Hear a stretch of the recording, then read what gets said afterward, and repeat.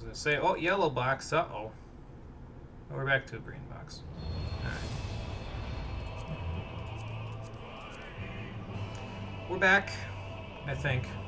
We should be, anyway. My connection terminated again. It must be something about 5:30 because it happened at around 5:30 last time as well. I don't know. Whatever. It doesn't matter. We were just chatting with Midnight Dew. It's probably going to make me redo the entire chat with Slowfix and Midnight Dew because that all happened in the same chat, so...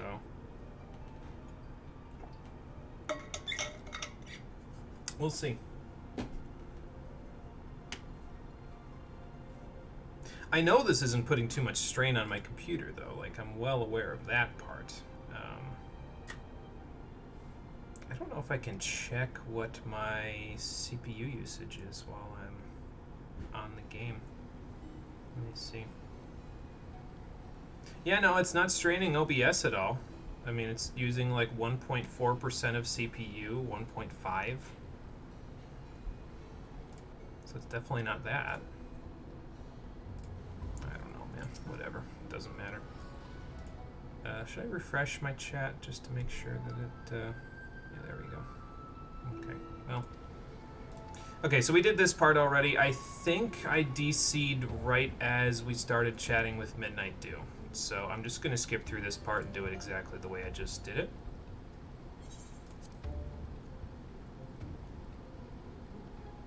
Of course, I guess this gives me, you know, knowledge of how Midnight Dew is going to answer. And now that I know that she would say exactly who Adkarag is, maybe I should just say nothing. Again, don't want to give her a knowing wink because she'll punch me to the moon. Maybe I'll just shake my head again, whatever. It's fine.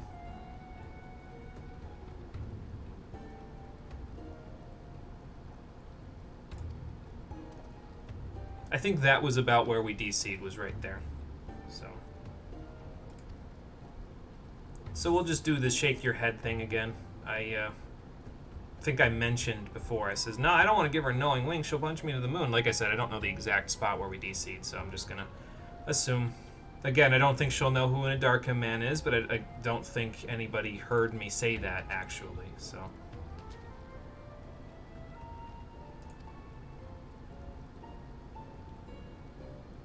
Yeah, I was going to say, it sounds like he's made a good name for himself out here, all things considered.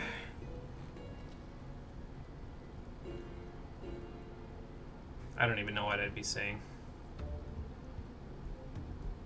Oh, okay, I'd be saying the same thing I just said. Sounds like he's made a name for himself here, specifically. So have you been posing as him, or have they just decided to switch over to trying to kill you from trying to kill him? That's a little unfortunate.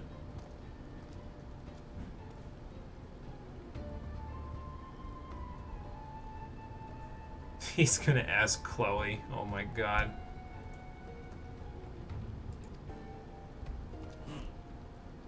See there, he's trying to catch me in the act there.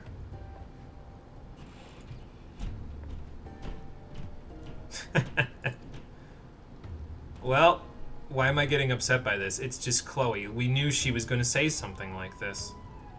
Yeah, Boogaloo. Great.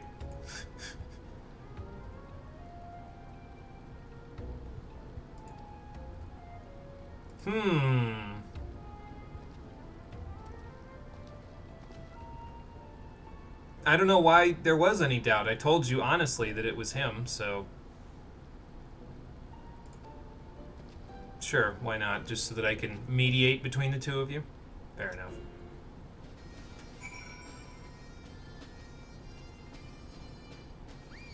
I guess Chloe got sick of the fact that I wasn't bringing her any stories and decided to make up a story of her own. Wasn't really making one up, though. It was, you know, actually true. Alright, Booligan, let's see this brotherly spat to the end of its cycle, shall we?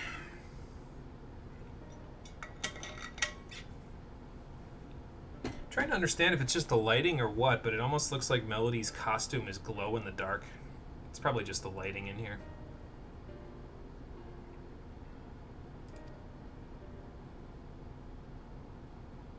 This sounds awfully familiar. I feel like we just went through this process like 2 separate times in East Origin with Hugo's playthrough. Well, that's true. So I'm glad that you learned it faster than Hugo did.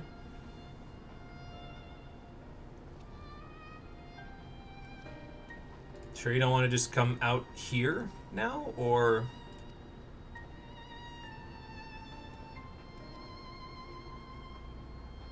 You'll always be welcome here, whether or not it takes you, 1,300 gold or an Aetheryte ticket to travel all the way over here, so...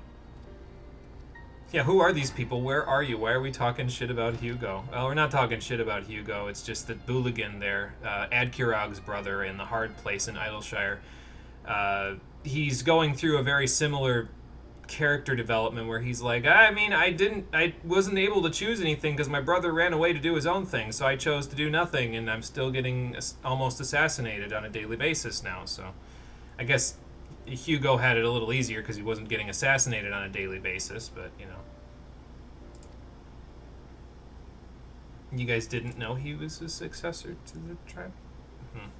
I figured once these two showed up, it would have been no question. I'm sure he'll be alright. Well, yeah, if your brother goes back and says, no, that wasn't him, I'm pretty sure everybody will believe him, so... Oh, he took off the pig helmet? We probably aren't going to get to see it until... Oh, no, never mind. I was going to say, we're probably not going to get to see his hairdo or his actual face until, like the 5th rank when you can change his glamour, but, well, there we are. Nice mustache? That's not a mustache, is it? Pretty sure those are scales. Whoops.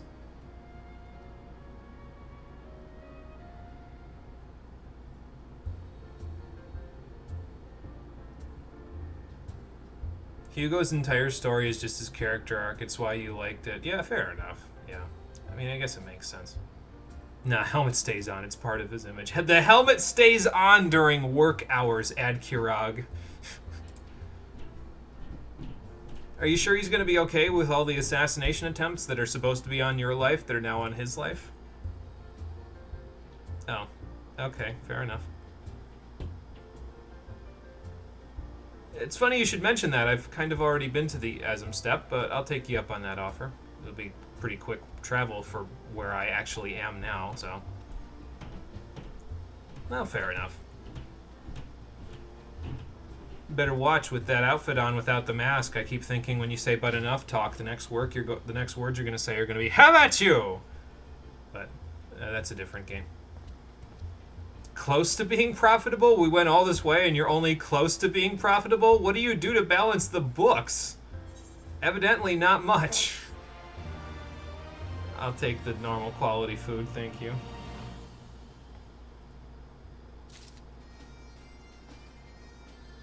But yeah, with that taken care of, Adkirog is now at rank 4.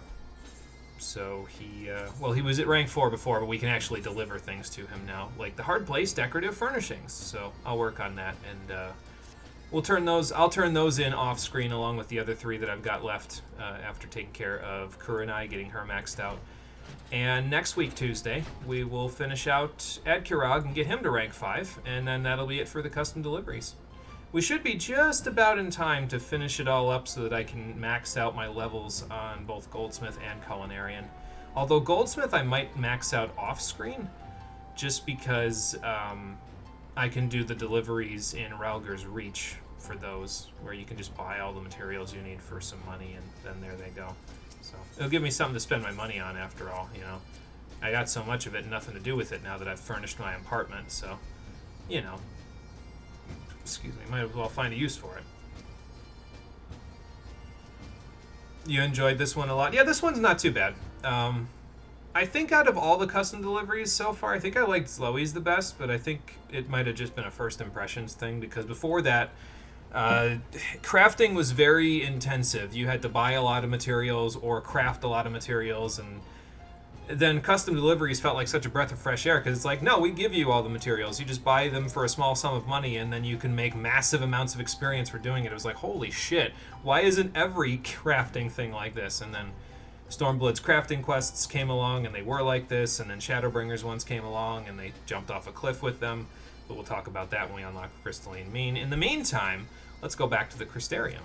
We'll turn in the quest, even though it's 8:30 a.m., so I don't know if I'm going to be sleeping very much, but maybe I'll sleep till the next day. And then after that, we'll move right along. What do I want to turn this in on? I guess I'll turn it on Summoner, because I'm almost at level 80 with Scholar Summoner now, so... You like the custom delivery. Still haven't been to Garlemald, though. Boyfriend doesn't want to do stories since he came back. In fact, he's only been on twice. Oh, okay, there you go. Wonder if that's a good sign or a bad sign. In terms of, like, wanting to move on with the story. I don't know if that's a good sign, but... It wouldn't be in my case, but I can't speak for anybody except myself, so, you know. Do I have anything to repair? I think I just repaired before I left Idleshire, actually, so... I just sort of OCD that sometimes. I'm just like, I'll stop off at every single repair station because, you know, just in case. So.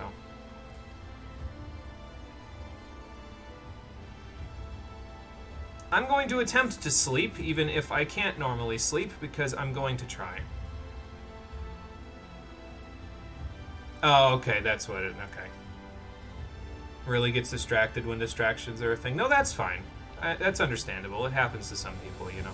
No big deal. Well, I won't need that illumination for very long, because I'm going to need the darkness in order to get some Shadai. I wonder what Ardbert's going to say when he shows up this time and I'm just sitting there in a Plague Doctor outfit rather than my usual. He's like, are you sure you're not getting your holidays mixed up here? I thought it was the Starlight Festival.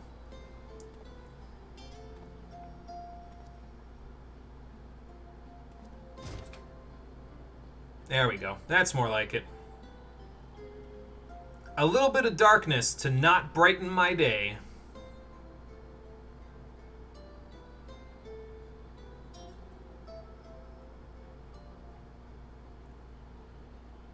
Ah, I see my spectral visitor has returned. Turn to be the warriors of darkness, is it? It's funny how things work out. I guess we were just destined for it. Been watching me, have you? Probably since you saw me the last time. How's he supposed to know what the Starlight Celebration is? Do the other shards have synced holidays? I don't know. I was just making a comment that didn't even have to make sense, I guess. I mean, watching is probably all he can do. I followed you to Yulmore and then on to Armarang. And I was there when you slew the Light Warden. How'd I do? You're a tank, you can tell me. Those white-haired twins who were with you. I remember them from our battle in the Source. Yeah, Elise did kind of stab you guys pretty good, didn't she? Are they your friends then? Through thick and thin? More or less, yeah. We've been through a lot, so... Aye. Then I suggest you keep them close. It's when you charge ahead trying to save someone else that you end up losing those you love.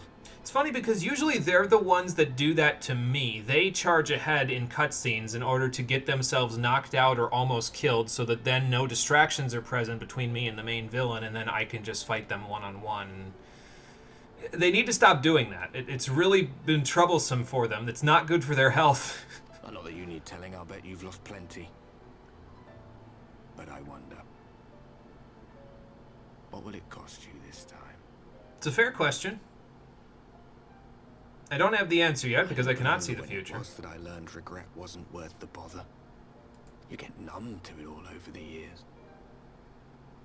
The lost comrades, the broken promises, the abandoned principles. Just more nagging burdens to ignore.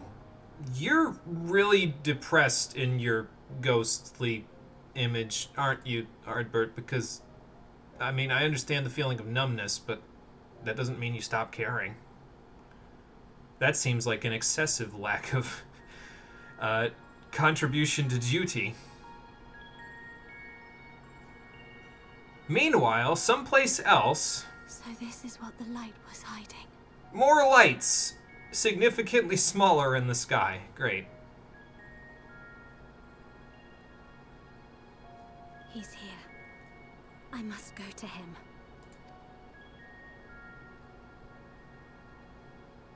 But the question is, who is he that she's referring to? I mean, it's me. Like, I don't think that's too much of a stretch to say, but who's this chick?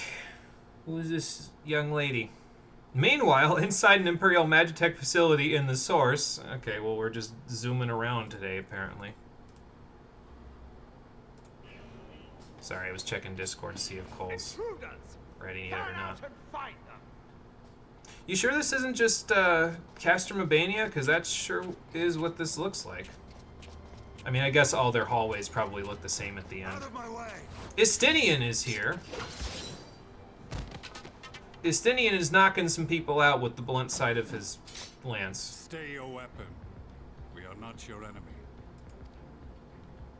They want the same thing you do, as it turns out, because they're led by Gaius, who is really, really pissed off that the Black Rose facility is still being used. When the alarm sounded, I wondered what we had done to betray our presence.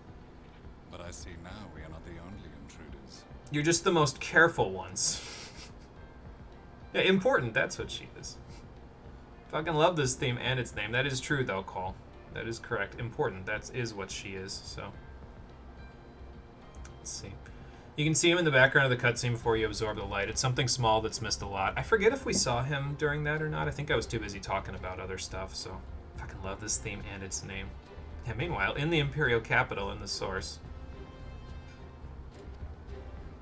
Sir Estinian, I presume. The dragoon who plucked the warrior of light from the jaws of death? Your armor is most distinct.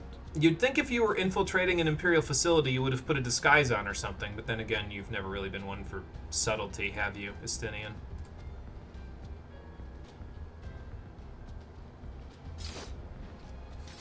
Why was I just suddenly reminded of that scene from SpongeBob where Plankton's just like, please put me down?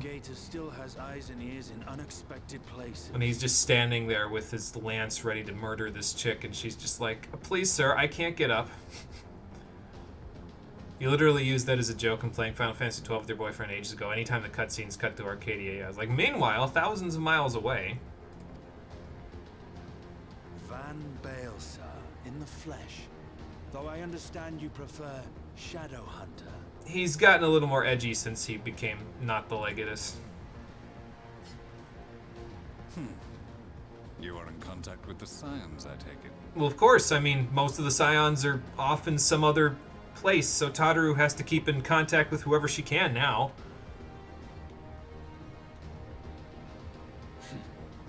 Through no choice of my own, they tracked me down and conscripted me to their cause. Evidently, she can be very convincing. I swear the receptionist was trained as a spy. Not that anyone can escape that Baldassian woman once she has caught the scent of your ether. I mean, that's about right. If they have resorted to using freelancers, I must assume their attempts to wake the afflicted have failed. Tadaru is literally a kingpin in an adorable AF body, let's be 100% honest. Yeah, I mean, that's not really too far from the truth. She just doesn't betray her ultimate power very often, that's all. And what of their champion? Away on another business. Thus, it has fallen to me to root out any trace of the Empire's new weapon. And Gaius is like, away on what other business? This is the most depressing matter at the moment. Maybe I should have told Maxima where I was going before I went. If it is Black Rose you seek, you are too late. My people have already... Oops, sorry. Accidentally clicked there. One factory among I'll many. take my hand off of When the they thing caught now. wind of our efforts, they built additional facilities to ensure production continues unabated. So, you just need to take down more of the facilities, then. There will be no one left in the lands they conquer. No citizens to conscript. No skills to exploit. Nothing the Empire needs. And they will call it victory. Yeah, that's because Varys is the one running the show here, not you, Gaius. He doesn't really give a shit about resources. He just wants everyone to die. What exactly does this Black Rose do? gas is described as a poison, but its actual effect is more arcane in nature. It was created to disrupt the ether in living beings, to bring the flow of their life energies to a standstill. So, not entirely too far from what the stuff that the Sin Eaters does to you, except theirs just turns your entire ether into stasis ether, whereas this turns your entire ether into nothing ether. Inhaling even the tiniest amount will cause all bodily functions to cease, much as a potent venom will stop a man's heart. So what you need are rebreathers, The then. city Black Rose could conceivably kill every inhabitant, and all without damaging a single structure. Her eyes turned into dollar signs after the issue with the auspices. That's true. We did get rewarded quite handsomely for that. So, literally just Nova guess. Welcome back to Black Ops 1. The numbers, Mason! What do they mean? Sorry. Every time I hear Black Ops 1, that's all I can think of. If you have to. I want this facility secured. You're not going to get that Imperial I have Pilot's more prior. questions, but now is not the time. Sir Estinian, I have an offer for you, but I will make it only once. Let's join forces. Since it would seem we seek the same answers, you are welcome to join us.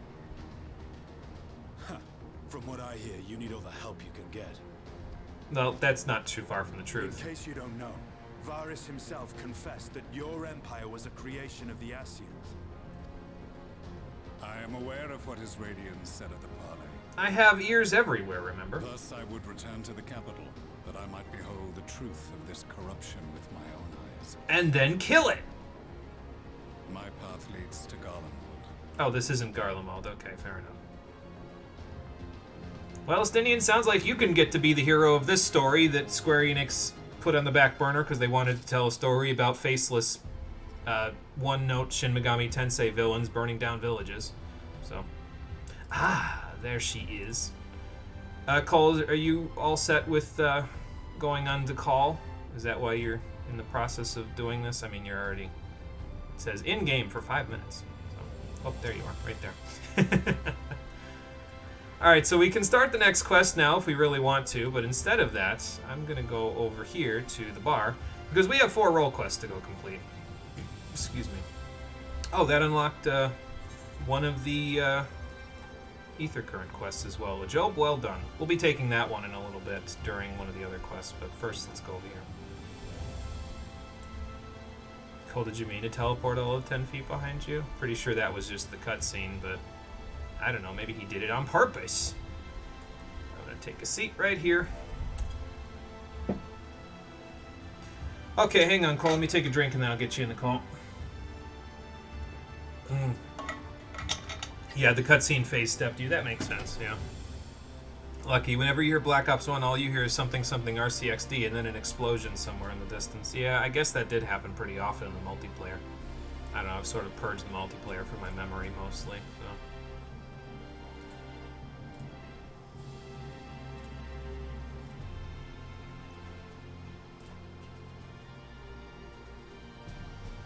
Okay. Send Zakal out. Zakal has been sent out. Cole is there.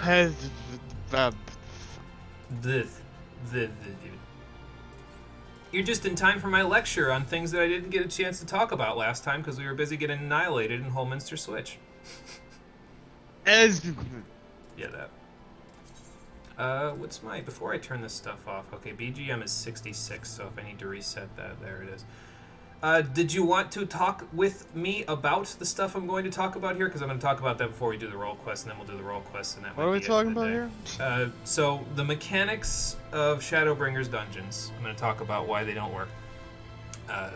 And after that, I'm going to talk about the music choreography of the dungeons in Shadowbringers and why that doesn't work. Oh, this should be good. So if you want to do the role quest while you're waiting for me, I'll be doing the role quest after I'm done. But if you want to just take a seat, you can take a seat. There's seats at the table. So. Toy Alexander is literally a cool AF minion. You might hotkey it. Currently have the Wind Up Succubus and the one from Clan Nutsy. Yeah, there you go. Speaking of Clan Nutsy, that actually gives me a good thing to talk about to start with here, because I did the other quest for Clan Nutsy to unlock it, and I found the only other Moogle in the entirety of the first at the end of that quest line. And I'm pretty sure the receptionist of Clan Nutsy at the point in time where he got there said something along the lines of, and I quote, "I'm going to rip your palm off and shove it down your throat, you insufferable little shite." So that's fun. I guess that's a lesser point. The lesser point that I was going to make about that was, okay, so there's like one Moogle. There's the delivery Moogle, but he seems to follow you everywhere. He's a game mechanic, and there's nothing I can do to make that any better. But there's Chocobos here too, and it's like, are you guys just here because these are Final Fantasy games, so of course there have to be Moogles and Chocobos in it? Because like they could have just had Amaro. They didn't have to have Chocobos here too. You know, like they could have just had Amaro. They didn't have to have Moogles. And just, I don't know. That's not the point that I'm really trying to worry about here. The point that I'm really trying to worry about is the mechanically speaking stuff that I didn't get to really talk about. Actually, the music was more of the thing I didn't get to really talk about in Holminster. I kind of already talked a little bit about the mechanics of Shadowbringers dungeons and why I don't think they work. I guess I gave you the in a nutshell version, which is that the mechanics of the dungeons are easier relative to when in the life cycle of this game that they are. Now, I could think of three major reasons why they might want to make the mechanics of Shadowbringers dungeons easier. The first one, the one that I think is the most obvious one, is the fact that they designed the mechanics of the dungeons around trusts. Alexander just tried to bop me in the back of the head. They designed the dungeons around the trust system, and they said, okay, so because our AI is kind of brain dead and doesn't know how to do anything but the simplest mechanics, and sometimes doesn't know how to do those even, because I've seen them fail mechanics in trust dungeons before, somehow, because they don't know how to do mechanics properly, we have to design this so that the AI can actually function and get people through dungeons. Nice sentiment. Not really sure it works all that well, though, because that means that you're not designing around your player base. You're designing around your ineptitude at programming. So that's the first thing. Second thing, they might have designed around what Marie was mentioning last time, where they designed around people who boosted their way into Shadowbringers and paid... Oh, what would you even pay to do that? You pay your monthly subscription, plus you pay the amount that you pay for the game. So you pay for the starter edition plus the games itself. So you're paying like $60. Your starter subscription would be like $13. You have to pay $42 in order to get the Shadowbringers, and then you have to pay $25 to boost a class to the appropriate level to even get in. So that's with one class you're paying like over $100 just to boost your way into Shadowbringers. Not sure that works either, because that means that you're not designing around your player base, you're designing around money and marketing. And that's a brilliant business tactic. Let's be clear here, they're doing that on purpose to your to make money, but... Oh, is it 15 plus the amount to buy the game plus 15 for a level boost? I thought it was 25 for the level boost, but I could be misremembering. So, still, it's like a very large amount of money. You're paying more than you'd be paying for a regular AAA video game. Although nowadays, I think they're more expensive. I think they're closer to like $70, $80. So, point is, you're paying an excessive amount of money in order to boost that, and you're lining Square Enix's pockets with something that I'm not sure they should be trying to design something around. So that's the second thing I could think of. What was the third thing I could think of? Oh, yeah, the third thing was that they designed the mechanics to be easier relative to the X-Packs because they heard people in Stormblood say, oh no, these dungeons are too difficult. It's distinctly possible that that's coming off of, like, you know, maybe from a patch when they did the Alliance Raids, which, yeah, fair enough, you know. Alliance Raids are supposed to be tougher than the normal dungeon content, so if they're having trouble with some of, like, let's say, Ritterana Lighthouse, which we'll be doing later on, Cole's internally screaming about it already, then you can say, okay, well, maybe we'll design it, you know, to be easier this time around. Again, doesn't work. And actually, in that case, you might think, well, but they are designing around the player base. No, actually, in that particular case, they're designing around the fact that they don't know how to teach their players how to play their fucking video game. So, because they're unable to teach people, one of two things ends up happening. Either people feel the dungeons are too difficult and they feel like they're getting left behind. These are the people who we go into Holminster Switch and they're getting hit by all the AoEs because they don't know how to look at their screen and they, you know, just kind of autopilot through things because that's all the game has taught them up to that point. It's not necessarily their fault.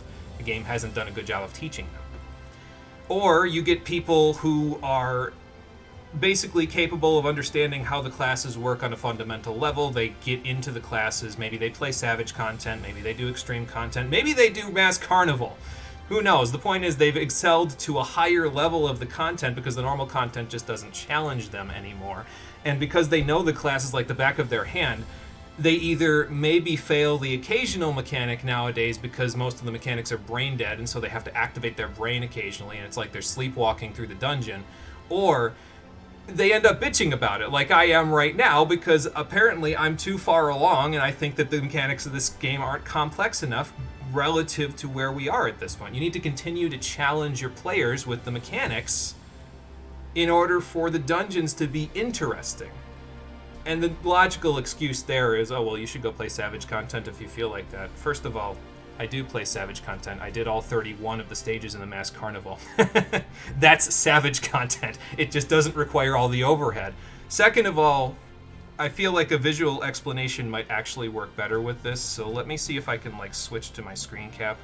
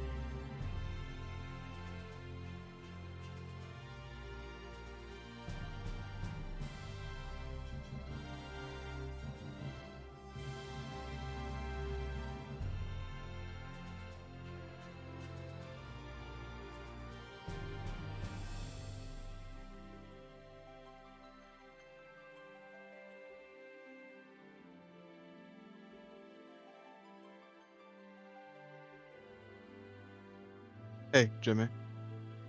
Jimmy. The audio's buggered. Yeah.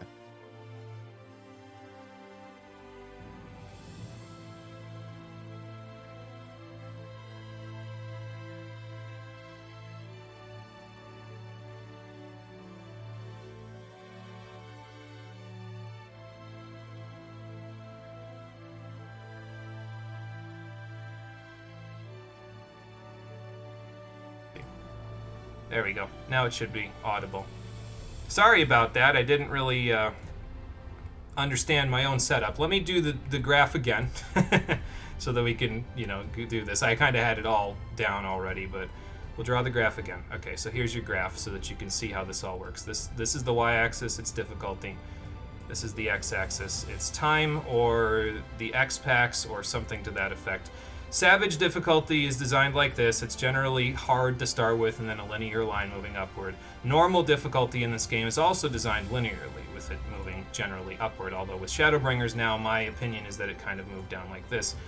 So the point that I'm getting at here is that if this is the Savage content up here, and it's harder, and this is the normal content down here, and it's easier, but you're designing it in the same linear curve of difficulty, and it's getting easier, there's a gap here.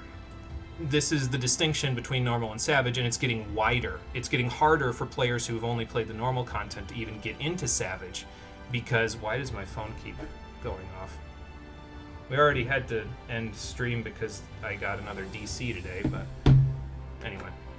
The gap's getting wider, and that's not really good because it means that it's going to be harder work for people to actually get into Savage content who want to get there. And there's like, this is a content drought. This section in the middle here, there's nothing to fill in here. You might have an Alliance raid that's like here-ish, but there's nothing to fill in this gap in the middle to allow them to continue to hone their skills to get them worked up to Savage content.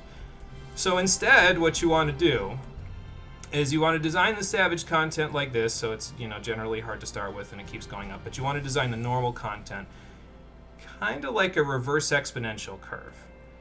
And the idea behind this is that it's, you know, it might get slightly, it might start to plateau a little bit over time as you do it, but the point behind this is that now take a look at the gap between normal and Savage content.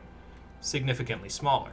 It's not as much of an ask to have people jump from normal to Savage content. It's not just intended for people to have this ridiculous jump to go through. There's already enough overhead to jump into Savage content because you have to get 7 other people on a schedule together. So that's enough overhead, I think. You shouldn't have to jump over a huge gap of skill to get to that Savage content to play it. And if they keep designing the game the way that they're designing the Shadowbringers dungeons, which they are, because from what I understand, most of the difficulty in Endwalker comes from the same thing that comes from Holminster, which is not necessarily from the mechanics, but from the fact that the mobs hit like fucking freight trains. I can't be assured that's how it is for Endwalker. I haven't played it, but the point is that the gap here is too wide. If it was narrower like this, it would be easier for people to just say, no, shut up and play Savage content if you want the game to be harder, and then they could go do it because there wasn't as much of a skill overhead. But because that's not the case, it's significantly harder for you to say that excuse and actually have it mean something. So that's the thought process. Let me switch back over to my actual window here. There we go. So that's my lecture on the mechanics of Final Fantasy XIV Shadowbringers and why the dungeons don't work. Sorry I just sort of, you know, left you in the lurch there, Cole. I figured I was going to be talking about this before you got on the mic, but yeah.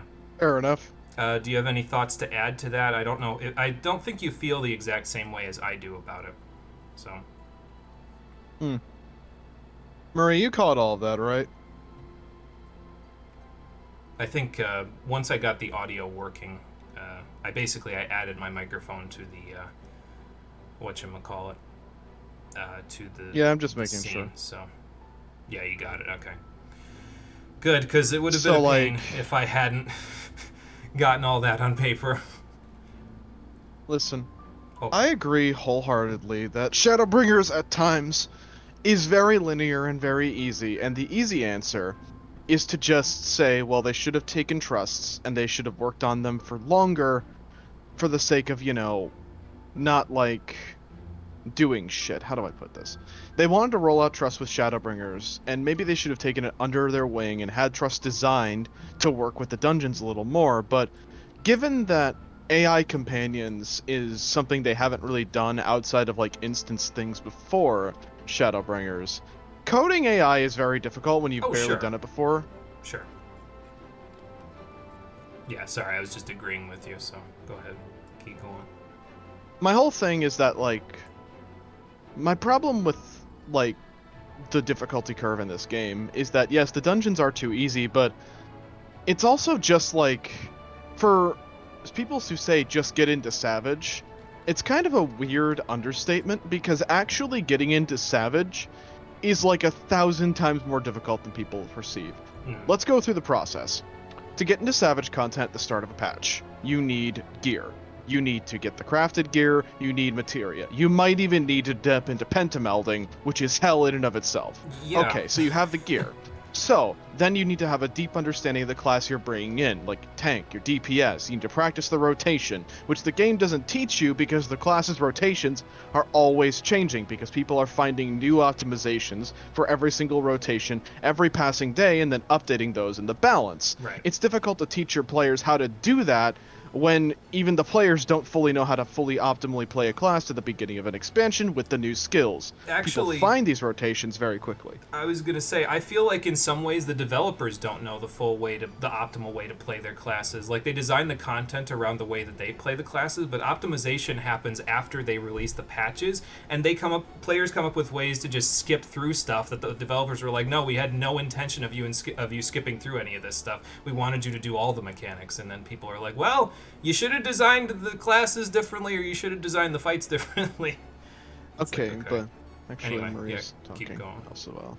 Okay. Remember back at Stormblood where players were screaming that they should stop making Savage content because of how long it takes and how resource intensive it is? They claimed that they should turn Savage dev time into time used to make more glam and content for people to do. So that is also Square Enix's fault. The reason why it's also Square Enix's fault is because those players who just want the easy content could have easier content earlier in the game that they could play, but because Square Enix is not teaching them how to play the more challenging content, they're asking for the content to be easier because they aren't being taught properly to play the game.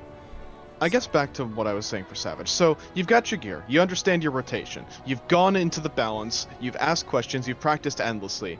Now you need to actually find a static. Now, it's relatively easy to get 7 people at the start of a patch for Savage content. If you get 7 people, you look up early mechanical strats and then you zone in. Here's the problem, is that finding a static that actually works for you, this is my guarantee to anybody trying to get into Savage. It will be a miracle if you find a good static on your first try. It took you. You will zone through at least 3 or 4. Yeah, I was gonna say, it took you what, like 3 or 4 attempts to find your current one, didn't it? Exactly. And even then, like, the whole thing is about Savage content, and like the unwritten rule is that you need to have 8 people with a schedule that adheres to the one that you say for a certain amount of time, but you also need to have those people not only be good at their classes, but not also be giant salt mines. Well, because tilt in Savage destroys groups. Yeah, that's true. So look, just here's my thing about the more difficult content in this game is that for people to just say, get into Savage if you want challenge, getting into Savage is an expensive, time-consuming process that you have to repeat every single thing. So you have to learn other things. You have to learn to play the market. You have to learn how to get gil. You have to get friends that have gil to get you into things. For a game, I get it. Savage is supposed to be like the ultimate social thing, and then moving into Ultimate is supposed to be the ultimate challenge for a static that has been adhered together and is cleared through content. But just going from the normal difficulty of this, which is relatively easy, and even going into extremes and normal things sucks. Have you... Listen. Party Finder was a mistake.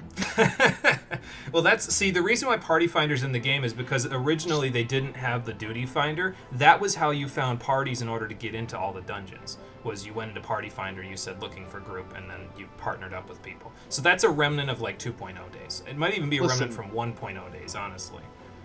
The truth of the matter is that if you want to have a cohesive Savage group, you need to have 8 people who are generally tilt-proof, who work well together and have synergy, who are all geared and understand their classes, but are also capable of doing callouts on top of all that other shit.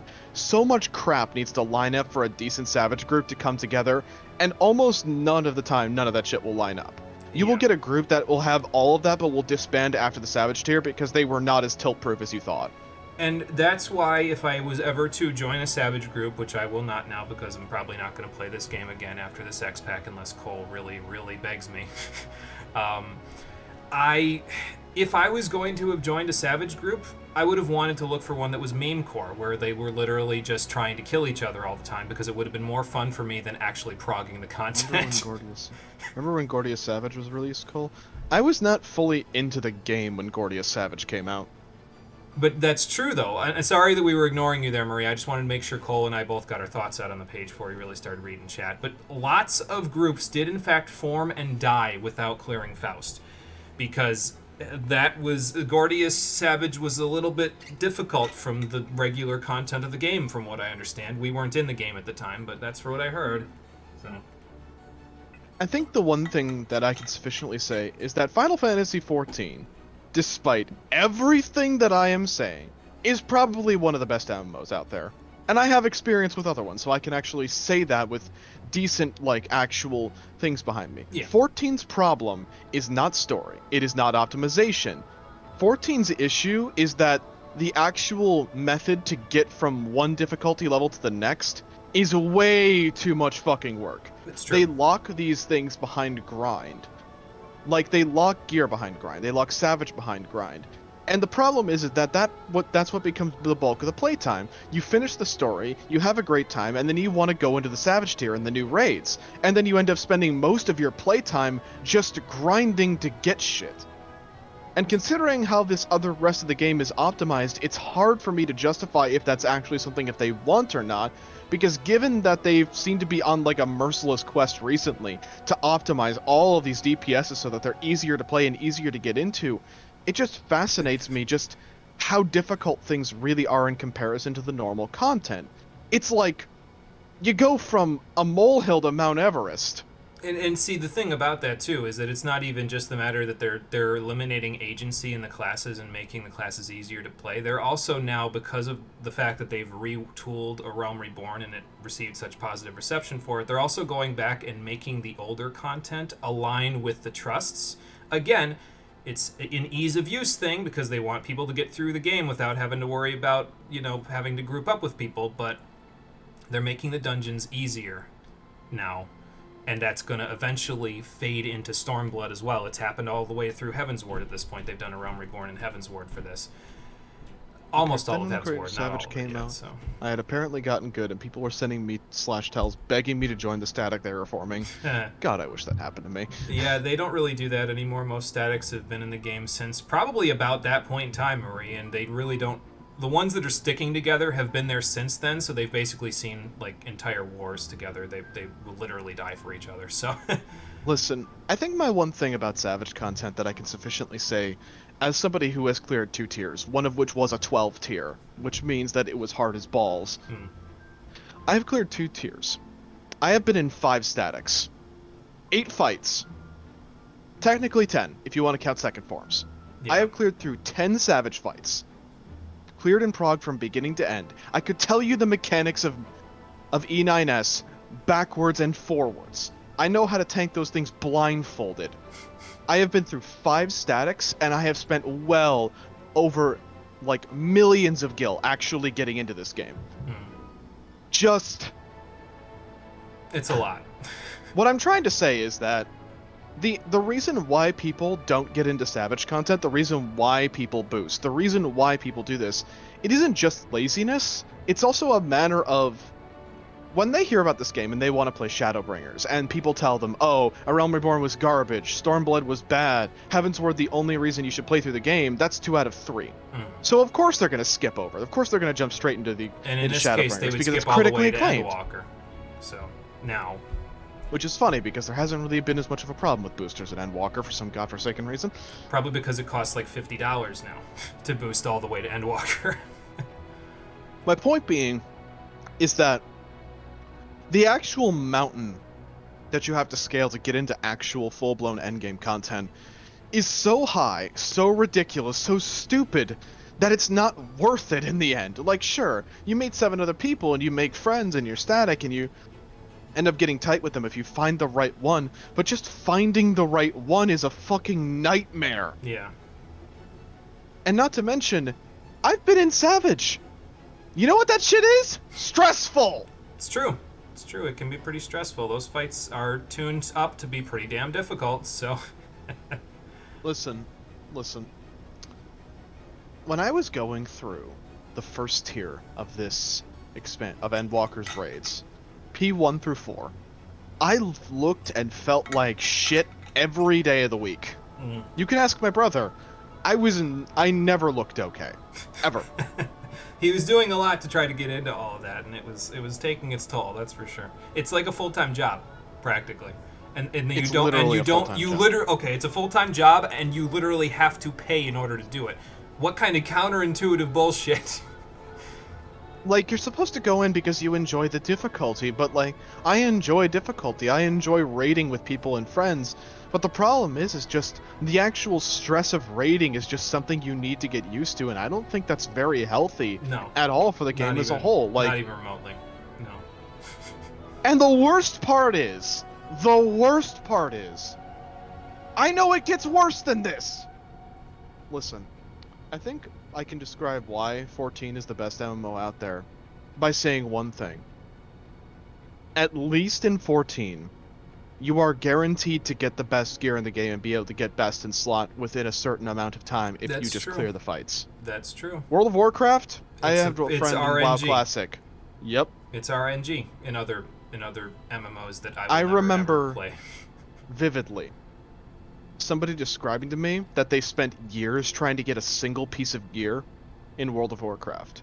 Like, years. Actual fucking years of your life to get a weapon. Yeah, no. That's ridiculous. Raiding consistently 3 or 4 days a week for hours on end. Yeah, no, that's ridiculous. No one should play that video game.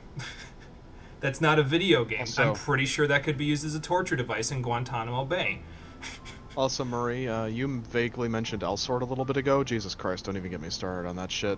Don't even... Oh my god. Yeah, let me read chat before... Okay, so let me cap off this thing by giving you my advice. Okay, so here's my advice as someone who has seen the difficulty of this game, the normal content being too easy and wanting more. If you want my advice, if you think the rest of the game is too easy, play Blue Mage. So that way you can get into the Savage content yourself, and you can do the 31 stages in the Mass Carnival. Once you're done with Blue Mage, stop playing the game for a while. I just wish that the fucking spell learn rates weren't random. Like, well, they fucking actually hell. aren't as random now. The field spells are still a little random, but the vast majority of the ones added since level 50 can be learned as long as you sync your way through the content, basically. So as long as you do it at the appropriate level, you'll learn them 100% of the time. So...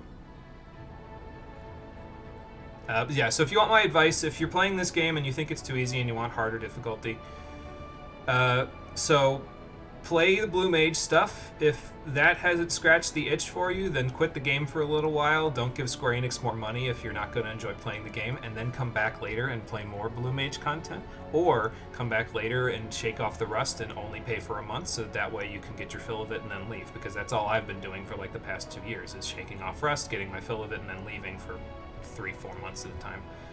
So, okay, let me go back and chat, because I still have one thing, believe it or not, that I want to talk about. But I want to talk about it now while we're not doing much, before we can start doing content again, because if I try to talk about it during the dungeons, my points are inevitably never going to go through. So, you know.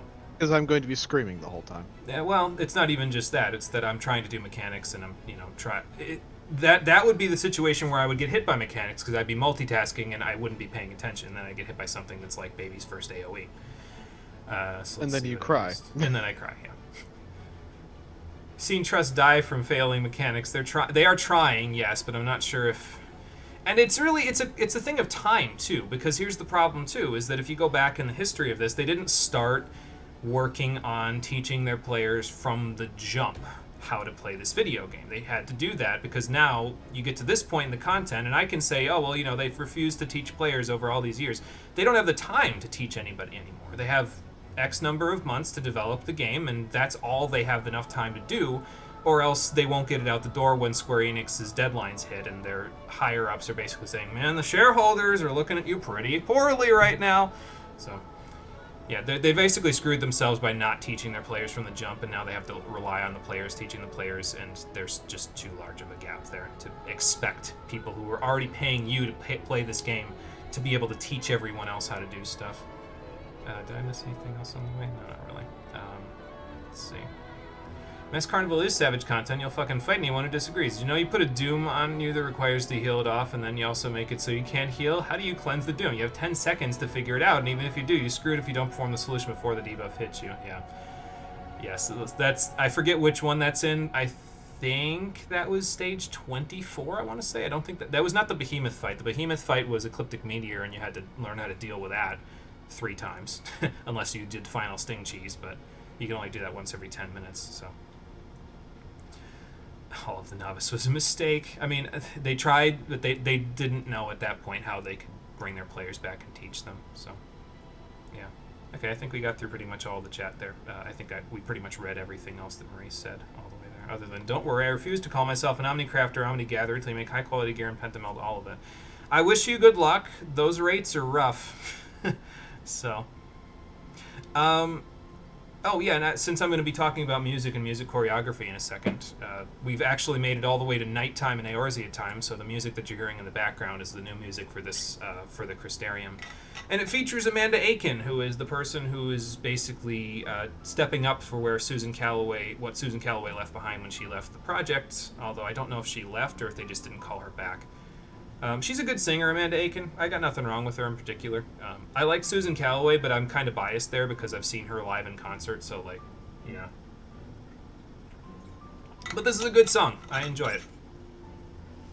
As for music, the music of Shadowbringers Dungeons, I think I have to... This is where I have to turn off my BGM, which, what was it again? It was BGM 66. That's character config. System config. Yeah, BGM 66. I guess I could just do this. Okay, let me go on YouTube. I don't think this will stress my computer too much. I would hope it wouldn't, considering this is the newer one. Okay, so you have Shadowbringers Dungeons. And let me just look it up on YouTube. I hope the volume isn't going to be too loud for it. But I'll just do some adjustments if need be. Okay, so you have the dungeon boss theme for Shadowbringers. It's called Insatiable, and it sounds like this. Hang on, this video is not at the beginning of it. So it's called Insatiable, and it sounds like this. Hang on, let me turn it up a little bit. Oop, there we go.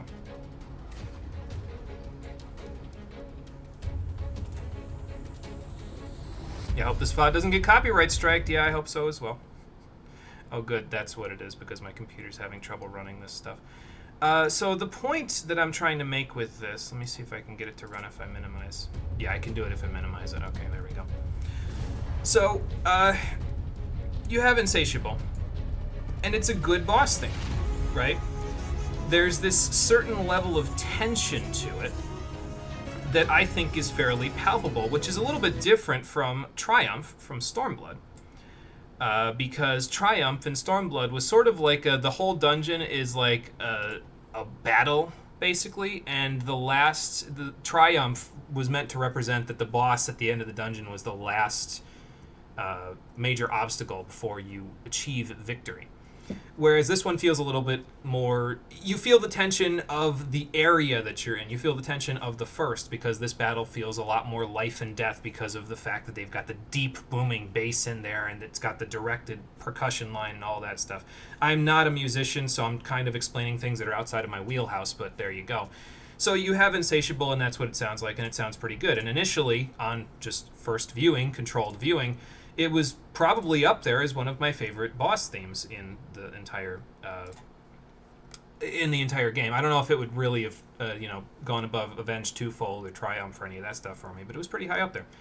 So in about patch 5.2, they decided that they were going to have a new boss theme go into the game, and I was like, okay, cool. So what they're going to do is they're going to have a new boss theme at the end of the dungeon to replace Insatiable, because now that tension is relieved. The story is over. You don't have to worry about it because the Light Wardens are dead. I don't think it's a spoiler to really say that, yeah, the Light Wardens are dead. Now, I don't know the name of this boss theme. I should just do Shadowbringers sub-boss theme.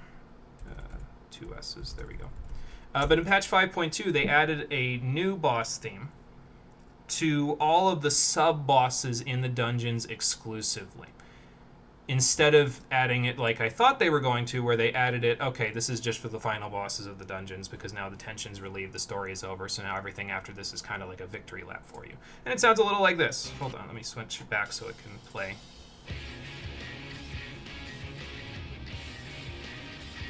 Now, do you notice something very distinctive about this theme? It could be the fact that it sounds almost exactly like Insatiable, except it's like a rock remix of it. Let me ask you a question about this in terms of choreography. Is there any tension left for Insatiable when you have this rock remix of Insatiable that plays 2 times before you even hear Insatiable for the first time?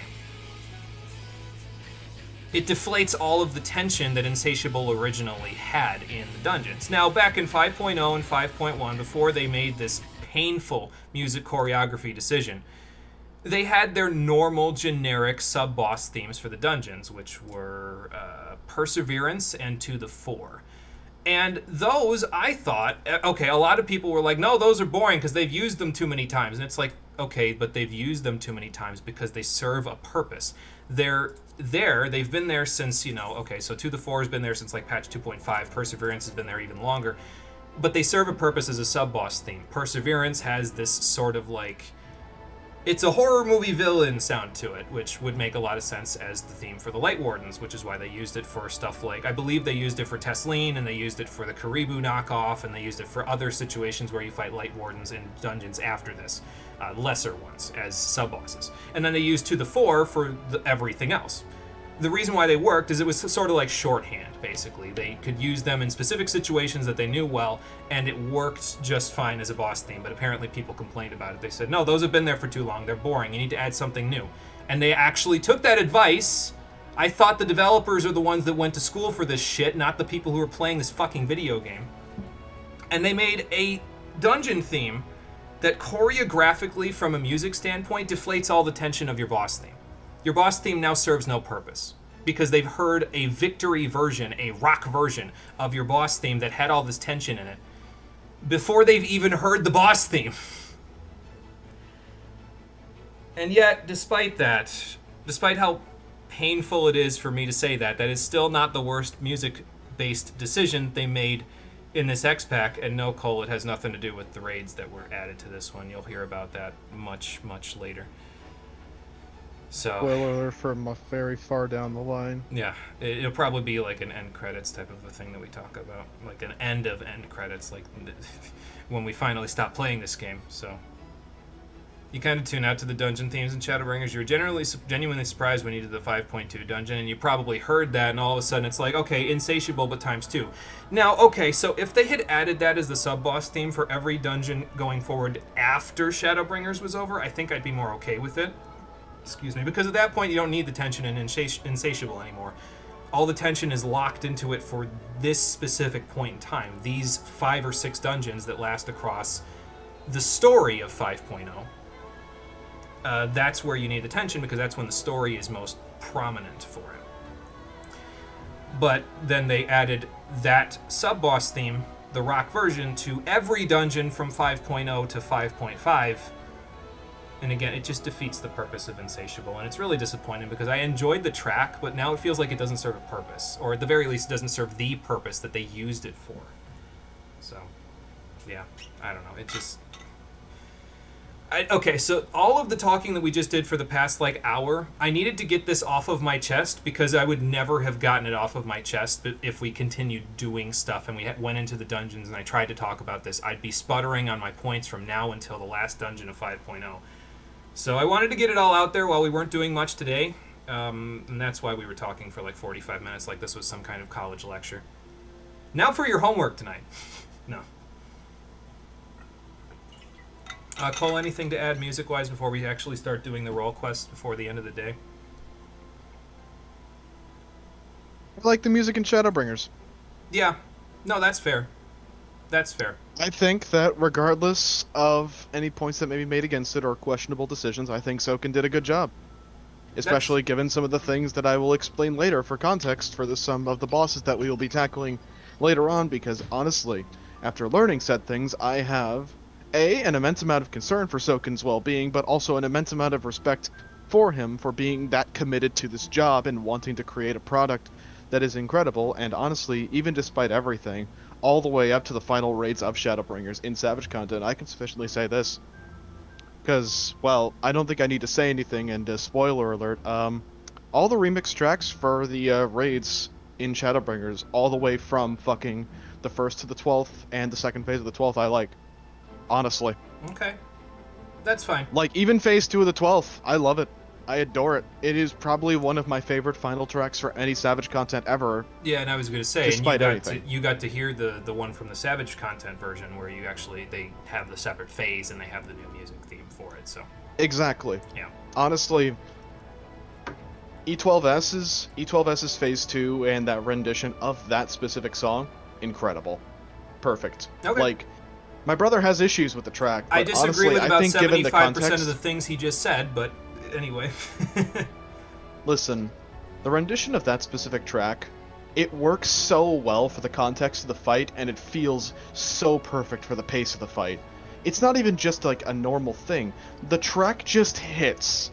Like, the first time you play through that, the first time you go into phase 2, I have done reclears where we haven't wiped, but just the pacing of the song, where it just works. Like, oh my god, it works so well. The percussion syncs up to the AoEs dropping, the vocals of the boss into combination with the song itself. It's... Ha! Screams internally. Well, like I said, I'm glad you enjoy it. I disagree with about 75% of the things that you said, but I'm not going to talk about them now because we've already talked about all this stuff today. Although, honestly, I'm kind of tuckered out having done all of that stuff and gotten it all off of my chest, so... Ah, I see. You use this as an excuse to not continue with the story. Well, I don't know. Let me see how much time... Oh, no, it's like 6:41. See, I think all it was is that I got all this off my chest, and I'm bummed out because we had another DC earlier where I'm going to have to split this up into 2 separate episodes again, so it's kind of like... I don't know. Whatever. But let's do some role quests now that we've gotten all that off my chest, because, again, I wanted to make sure I got that off my chest before we continued, so that way I could just play the video game after this and not have to worry about it. Okay, so I'll go help Granson first. Who do you want to help first? We're all going to end up helping everybody. I guess we'll sync this up. It's just unfortunate because Granson's also the only role quest I did on my actual main. Well, you'll get to do the other ones now. So let's go see what Granson's up to. The man with too many scars. So we'll do these 4 quests, and then I think we'll call it a day, and then next time we'll actually get into story quests because we did basically just side quests today, so... Well, something like that, so... I mean, I wouldn't have all this armor on if I hadn't seen my fair share of fighting, so... Be honest, you think the healer role quest was your favorite? Actually, yeah, I kind of want to... I think I didn't give the full story about my opinion on these quests last time. I said I don't remember... I think I said I don't remember there being anything particularly right or wrong with them. But I thought about that afterward, and I realized what the alternative was. And the alternative to these quests being the main story quests of the game was that we would get... What we actually got is the main story quests of this game. And I think I would rather that these be the main quests rather than what we got. So... Made you scream that we didn't get a good fucking tie together until the patch content. Yeah, I know. Listen, my thing is just like, I've only ever played the tank role quest in Shadowbringers, but I've also beaten all the role quests in Endwalker. Oh, y'all want to hear me get mad? Oh boy. I like the role quests. I have issues with one in particular, and that's only because it is an overall issue I have with the game as a whole. Now that's specifically an Endwalker, right? Yep. Okay. Yeah, so Endwalker did bring role quests back. As a matter of fact, Marie, let me tell you how they did the role quests in Endwalker. They split up the physical DPS role quests. Thank God. Right? They split it up, so now melee DPS have their own set of quests, and physical range DPS, which is Archer, Machinist, and Dancer, have their own set of quests. So in order to see the entire story of all of Endwalker's role quest side quests, you need to be playing 5 separate classes all at the same time.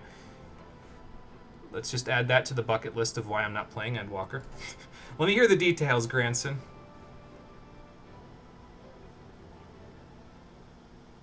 The details are stuck in a black screen. So yes, in case it wasn't clear from last time, this will concern all of the people that were around Ardbert when they all invaded the Source and tried to kill all of us because the Ascians told them to. Yes, welcome to Ardbert Torture Simulator, i.e. pretty Final much. Fantasy XIV Shadowbringers. Even though I'm pretty sure he doesn't show up at all in any of these side quests, which is a significant oversight if you're asking me. Considering these are his friends. Oh, there's a reason for that, which I will not spoil. Yeah, I forget what the reason is. You'll find out. So. But yeah, so the tank guy, he's a Sin Eater now, so I guess we're going to have to fix that because Granson's on the hunt for him, and so we're going to help Granson hunt for him. You're going to max all the fucking jobs anyway, but why did they bring back Royal Quests? I have a bigger question, Marie. Why did they bring back Crystalline Mean Quests? I'm pretty sure Endwalker also has its own version of those, and they aren't improved in any way. I haven't They're gotten actually to talk better. about those. I haven't got to talk about them yet. I'll get to talk. I'm getting ahead of myself. We'll talk about the Crystalline Mean after the next major area that we go to, so because that's when we're going to start them. The reason why they brought back the role quests is because fucking Endwalker had a lot more to deal with, so I think they just wanted to close out the story of everything else and wanted to focus entirely on story this thing because it is the final expansion. So I understand why they kept the role quests, but It was less development time they had to spend on them, but that's concerning to me for an entirely different reason. I have issues with the healer role quests in Endwalker. Hmm. And I can't talk about them for the entire stream. No, you can talk about them if you want, because we're doing Raw quests right now, so... Oh no, it's just because they're Spodals. Oh, okay. Because Murray hasn't played Endwalker yet. Oh, yeah, that's true. Yeah, so good on you for remembering that. I remembered that, but I guess I didn't think about it. Didn't really register with me, like, oh yeah, well, we're not going to play it, so you can just talk about it. No, that's not how that works. Okay, It's so... not even necessarily a spoiler for Endwalker, it's just in the context of what happens during the role quests. Because, good God, this is an issue I have, and you can feel the rage building in my voice. Oh, boy. Like a rising tide of boiling water. Okay, so Granson's taking us out here. There's actually an ether current over by the gate where we first met Lena and the Crystal Exarch, so we're going to go grab that as well while we're here, so... Should probably get some ether current so I can actually fucking fly. Oh, and they're actually to the west of the Extensor Gate, so I think that's exactly where we're going. So I think you go here for multiple quests, though, now that I think about it, so... But, I mean, I don't hate the idea, but at the same time, I really liked learning the Warriors of Darkness had names. Oh, no, that's good, too, like, because we didn't really learn much about them. They were pretty, like, other than Arbert, they were pretty much faceless in 3.4 because they didn't have enough time to focus on developing them as characters. They just didn't have the screen time. So it's nice that they developed them and gave them some screen time here. Again, I just wish it felt more cohesive with the main story, because it feels like the main story veers off into left field where this should be the focus. Like, hey, these people were all fucking people and not just introduced to be antagonists. I like characterization development. It's not hard to make me like your writing. I'm based. No, I'm with you on that one. Like, it's not very difficult to make me like the writing either. Oh, there you are. I'm up here. The next one is 840 ohms to the northwest, which, by the way, a little more of Lakeland might be explored on my map right now, because when I was doing the hunting stuff that I was doing with Clan Nutsy, I actually went to a couple of areas that I hadn't been to previously. Worked out for me, though, because look at how many sacks of nuts I have. 166. The weekly one for last week was Juggler Hekatum, I think. And he spawns directly next to Mordsuk sometimes. He has like 4 spawn points that are... Why are these guys walking in such a bad pattern? He has 4 spawn points that are on the lower side of Amarang, and then 4 that are on the higher section that we won't get to until like level 77. And he spawned in one of them, and I killed him, because as it turns out, the B ranks in Shadowbringers are really easy to kill. You can do it with a level 78 Dark Knight in Skyven gear, because I did it by myself in level 78 Skyven gear. So, yeah, they're pretty easy to do, and that's why I wanted to do that, because then you could just kind of, you know, get that done, get some extra gear that we wouldn't have access to without side quests otherwise, so, you know. Yeah, no, that makes sense, Granson. Do you want to join party for this one, or do you want to spawn 2? I was going to say we could spawn 2, that would be funny. But we could join party just so it's 1. I'm probably going to have to deal with this Violet Triffid anyway. Speaking of which, I'll take care of him. And then I'll help you with the others in a second.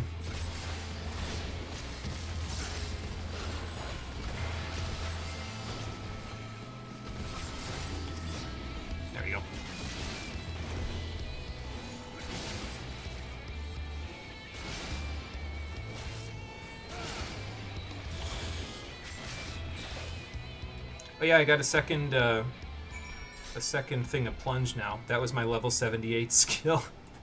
Seems a little excessive, but okay, sure. Don't you love how you need over 3,000 fucking sacks and nuts for all the rewards that aren't gear? Yeah, I'm only interested in the augmented deep shadow stuff, personally. You probably would still need over 3,000 sacks and nuts if you wanted to get all of them for all your rolls, but I'm only interested in the accessories. I calced it out, and it's like 1,100 sacks and nuts, which is really not that bad. We'll definitely be able to get that by the time we get to the end of this 5.0. So. Yeah, the mount's a tiny bit expensive. Just a bit, yeah. You'll be hunting for a solid month to get enough sacks and nuts to get the mount, so... Fraggle. Sorry, Cole. Because you'd be interested in that. Okay, so we gotta fight something else in order to prove to Granson that we're who we say we are. Just watch, because some of these trees might be like that tree. Get up. That tree over there, that violet triffid. Can you imagine if that's how they spawned? They just Just- weren't even, like, icons on the map. They just fucking crawled out of the ground when you walked too close to the trees. It's a fucking Dark Souls enemy. I would enjoy that far more than just seeing them out in the open like this, but I'm a masochist, so that's probably why. In the defense of me, and literally everyone else, I have fucking completely ignored those things multiple times so far running through Lakeland. Because I thought they were trees, because I'm blind. No, I mean, it makes sense. They have the same color palette as everything else here, so it makes sense to me. Oh, that's a lot of hop traps all in one place. Let's not go there. On second thought, let us not go to Camelot. It is a silly place. Listen. Just fucking... I'm probably at some point just going to implode and talk about my issue that I was talking about earlier, because it's one of those things where I don't even really physically understand. It is one of my few major almost destroy my immersion issues with this game. Yeah. I'm sure something will set you off to eventually just talk about it. But that's the point here, is that if we can get all this stuff off of our chest, then nobody ever has to say, well, like, Oh, hey, look. basically, I don't Moth. have to, yeah, mouth, get a lamp for him. Watch that be, like, the B rank that I need for this week. Like, It is a B rank. I know it's a B rank. I'm just saying, like, watch that be the one clan nuts he's looking for this week. I'm gonna go check when we go back to the Crystarium and see what the B rank is. Yeah, I would laugh. I would too. Yeah, something will eventually set you off about that, but again, the point of this whole stream is that we're getting all the stuff that we don't like about this game off our chests, or the things that we do like about it, because I'm not going to be playing it again, so this is the last time we will spoiler talk alert, about it. it has to do with Gridania.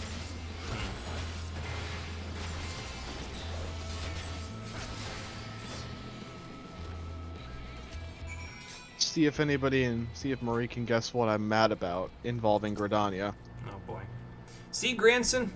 We work together and things die. No, that's fair. You've probably had your fair share of amateurs that wanted to work with you, so... Is that the end of the quest? That is the end of the quest. So get ready to do this 3 more times. Oh, I have a return point, actually. I'm just going to return. This isn't going to let you teleport because it's a return again, is it? That's what I also have a return point there. Oh, well, good. We've both prioritized. Alright, I'm gonna go check the weekly B rank. Watch it be that stupid moth. Lord. You flew over an A rank in the next major area. You actually felt your heart stop. Probably like how Cole's heart stopped when he tried to poke that Gigantender, even though his sneak wasn't working. To be Yeah, fair, my heart though, didn't stop. It made my heart stop. Yeah.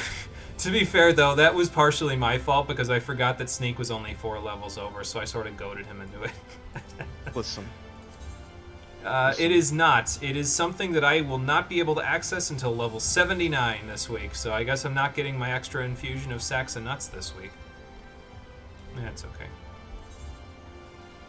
Oh, by the way, I have 120 cracked planet clusters. Do you want some free level 7 materia that you can just vendor because it's not useful for any of the gear we're gonna get? I might. Okay. I also have 60 of the ones for level 8 materia, so I'm gonna probably also give you some of Oh, it's those. coming. All the Maria's Gridania. done it. Is that all the fucking seasonal quests that aren't New Year's start there?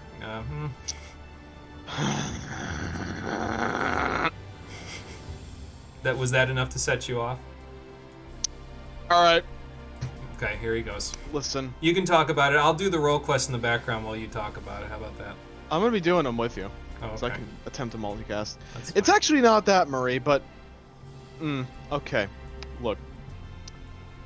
Does everyone here know about some of the lore involving Gridania? It's like the 12 elementals, and they're like, well, we don't want anybody to let in. And then eventually the people who eventually settle in Gridania were like, oh, well, let's commune with the elementals so they'll let us in. And they reached an understanding, right? Okay, look. Okay. Now, my memory is a little hazy about this, but you know all those people in Gridania with the horns? Yeah, the Pagils. Yeah. Yeah, the Pagils. That's their name. I don't think that's Do how you it's know how pronounced, they're chosen? This is a white mage thing, isn't it? Because I feel like it was Yep. something in the white mage quests that talked about how they're chosen. I don't remember anything about the white mage quests. So. Oh yeah, you can keep doing role quests, by the way, as long up to the level that you're at currently. But as far as I'm aware, some of them will take you to spots that you actually can't get to right now. No, that's not right. Only once you reach the level 80 ones do they take you to areas we can't get to right now. The rest of them either take place in Lakeland, Calusia, or Amarang, if I recall correctly, up until level 80, and then they take you all over the friggin' place. Because at that point, they What are you know you doing can next? get other places. I'm doing Giat's quests. Ah, yes, healer. A flagon of ale remarkably swiftly, given the helmet. Yeah, I would think the helmet would be an obstacle to that, but apparently not. Alright, look, listen. The Pagils? Pagils. I might be misremembering my lore here, but I'm building to something here. Have you ever done the White Mage role quest, Jimmy? Probably at some point. Oh, good, our first Lolly Ho. Lolly ho! What the who? Lolly Ho! I know this one. I've played Final Fantasy 1. There we go. Okay, Cole, sorry, I interrupted you. Go ahead. You're fine, I'll wait until we're done with the cutscene. My rage is paused for a moment. It's tempered. Yeah, that's where I'm from. Checking to see if anybody needs anything before I move They have along. unique dialogue for Lalafels, I forgot. Oh, interesting. Yeah, I heard they don't call them Lalafels around here. I heard they call them dwarves. Isn't that, like, racist? Like, I think that's a racist word from the... isn't from that, back like, in there. because they're, by saying that, they're directly insulting your height every time they reference your race, so isn't that racist? Perhaps. I've been called many things. I don't know if I like this Pipsqueak, place. Shrimp. Diminutive. Because Amarang seemed all up on the, yeah, everyone's treated equally here, and then they're like, hey, dwarf. It's like, what the fuck? That's mean. Yeah, my rage is paused for a moment. Isn't that D&D thing? Oh, boy. Probably a berserker thing. One particular Sin Eater, huh? Well, if you need some help, I'm all for it. Apparently not half bad at the job. Like I said at the beginning of this stream, we did 3-man Holminster switch yesterday in my leveling roulette. For a while, anyway. It actually wasn't as bad as I thought, but I think the tank and the machinist were both in, like, 80-something gear, so that's probably why. So all of these quests are going to have me prove that I can kill Sin Eaters, aren't they? Yeah, no, that's fair. So you remember how you just did this with Granson a few seconds ago? You get to do it again! Oh boy. That's fine. Let's go help Giat. They build for something with Giat, by the way, later on in this, that I feel like they thought was really clever. And come to think of it, it's kind of the same thing that they do with Graha, and his identity is the Crystal Exarch, but it doesn't really, in character, make much sense, because it has to do with their voice. I feel like I'm going to spoil something if I keep going, so I won't. Oh, good, it's raining in Lakeland now. Yeah, I don't know. It's like, I feel like it could be clever, but, like, I don't think it is at the same time in character. Like, I guess it's kind of funny, but I don't know how I feel about it. I still really enjoy Giat's quests, though, but it's mostly because of Giat, rather than because of any attempts at humor on their part. Do you want me to wait in the car so you can get in the car? I already teleported to Fort Job, Oh. and I'm walking to the objective as we speak. Well, I then didn't know let's how see. far ahead you were of me. Let's see which one of us gets there first. I'm at the Extensor gate, so. You got to that line about not being half bad, and you almost busted out the interdimensional shrine to the Fae that you have. Fair enough, yeah. Sure, Giat would be interested in seeing that. Oh, you're that good of a healer. Okay, well. Oh, that reveal. It's funny because it showed that 1, unconscious bias is a bitch, and 2, I'm a dumbass. No, it's fine. I mean, I guess it's, like I said, I guess it could be considered kind of clever if you don't think about the fact that in character, you're literally hearing people speak every time there are lines of dialogue. Like, they're not voiced, but that's a meta thing. It's out of character. So I guess it's clever out of character, but the moment that you try to excuse it in character, reality falls apart. So, yeah. I don't know if Cole even knows what I'm talking about, considering the fact that he hasn't What are done you these talking role quests. about? Don't worry about it. You'll find out at the end of this quest line. Oh, good, we get to hear this theme early. That's awesome. I don't think we've heard this one, at least not in a while, if at all yet. So, I think you hear it in like near the first instance as well. That's a Wolverine. You okay? Off she goes. Whoops. Damn, shaking the screen with that one.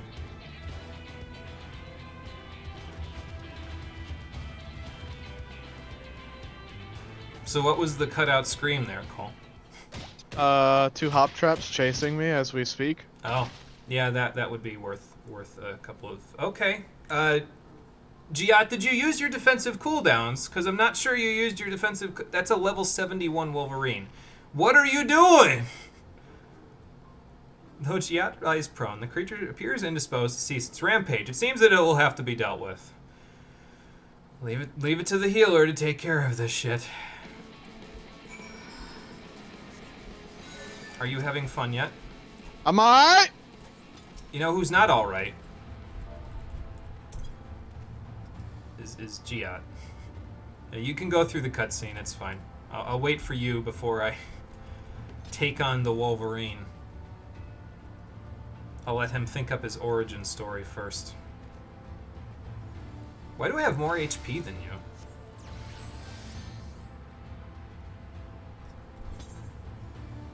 I think we're at about the same eye level. I feel like we should have the same HP.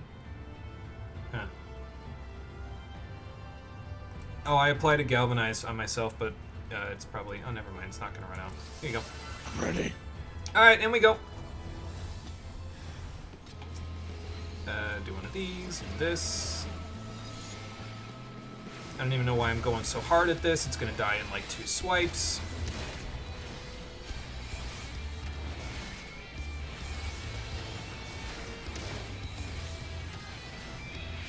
You know, not for nothing, I think I have too much spell speed on this.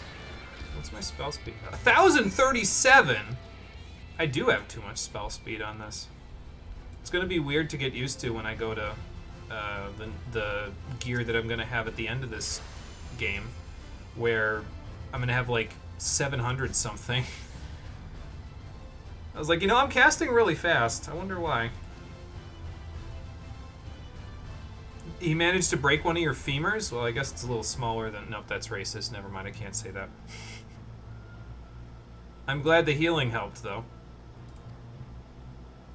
Well, you're a tank, so... And evidently, you're not really on the up and up about using your defensive cooldowns, even though you're a warrior, so you should probably take a healer with you. A drink or 3, huh? Oh, boy. And yeah, that's it. You quite literally just... You go out into the wilds, you do slightly less work than you did with Granson, and then you're back again.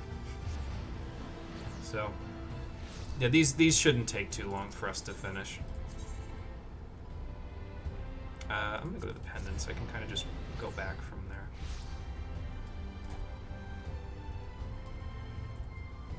Anyways, and you know what I just realized? I completely lost the point when I was talking about the Pajal. Oh, yeah. Okay, go so ahead. finish that little tidbit off. So here's the thing. Hmm. So those of you who don't know, the Pajal are a species that is unique to Gridania and are born basically at random because children are born with horns and are basically sired off to the guild, to the Conjurer's Guild, to go off and be basically beckoners of the elementals. Kani-sen is one of them. Yes. Now, here's some of the fun facts for you about them. The Pajal have a greater conjuring power and ability to communicate with the elementals that other people don't. They are also born entirely randomly. A mother and a father who have no connection but have lived in Gridania their entire lives can have a child, and they will just be one. It's like the Immaculate Conception. Okay. Immaculate Conception, that's a good way of putting it. Yeah. We'll go into this cutscene with Giad. It's hard for me to talk while we're doing all this because I'm trying not to talk over all this lore we're getting. Well, you could stay at the beginning of the cutscene, and then you can talk about it. I'm just going through the dialogue. I'm reading it while it's going on, and then we could... You know what? How about this? Let's finish this quest, and then I can sit down again, and you can talk your thing about the Pagels, and then we can do the last two. How about that? Mm-hmm. Okay. And yes, Giat did, in fact, hit their head, and hard.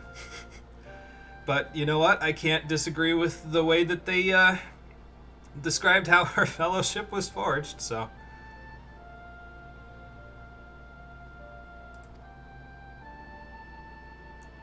Oh, so they said, okay, well, she's a void-sent Lalafell now, so they just said, okay, well, go kill her. Alright, then.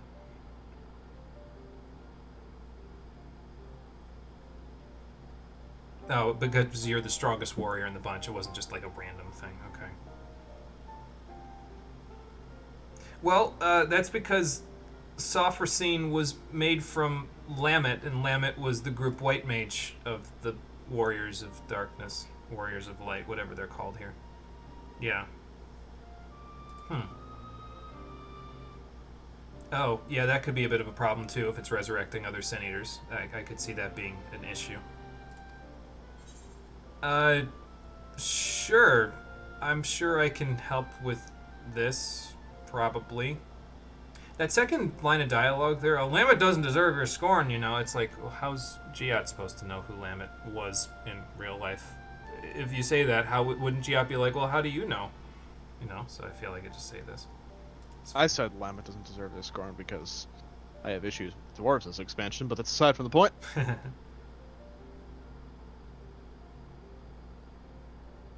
Well, that's probably the issue right there, is the fact that they're...